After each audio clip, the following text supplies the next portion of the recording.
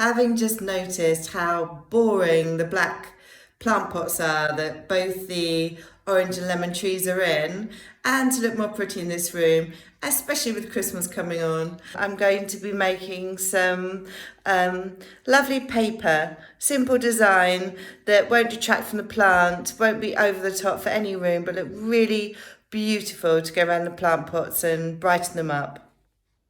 So from simple silver to a blossomy, gorgeous summery design, pressed flowers, gold paint, all look absolutely lovely and reflect the seasons and the colours of your room through the flowers you choose. Really lovely.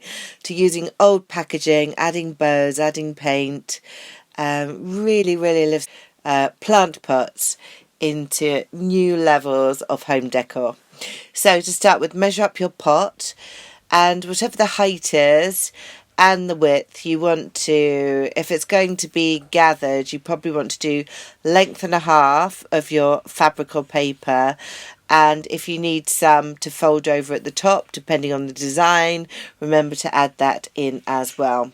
Now I've used my favourite zigzaggy scissors, my pinking shears, so do your extra edging so that it all matches, but keep that little extra bit of zigzag edging you've cut off. You'll see why in a bit.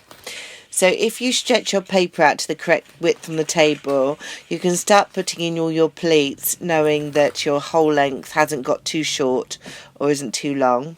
Choose some fabric and ditzy yellow to go with the pink, to start off my blossomy flower design.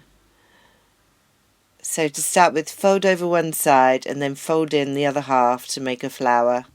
And then you're going to add just one small thin snip of that pinking shear edging, just to give a lovely little stamen bit to your flower. And then simply staple it onto your paper, to your plant skirt. Keep going round. Choose some ribbon, and then keep some tiny flowers, just a couple to put on top of the ribbon, and remember to leave ribbon at the end so you can tie it up. So that's a party design, but if you want to go a bit more blossomy, cotton flowers just the same, and then to fill in the gaps, just some circles of kitchen roll, PVA glue, and obviously where the glue shows through, what's lovely is we get some different shades of pink, and it really starts to look like spring blossom. And I've covered all the pink inside. It goes all lacy through all around the white and yellow flowers. And for more everyday decor, yes, it's still frivolous, but that's nice.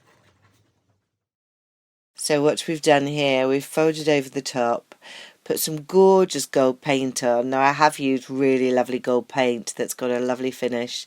Arrange your dried flowers. It's really lovely. It's like creating a frieze for a wall.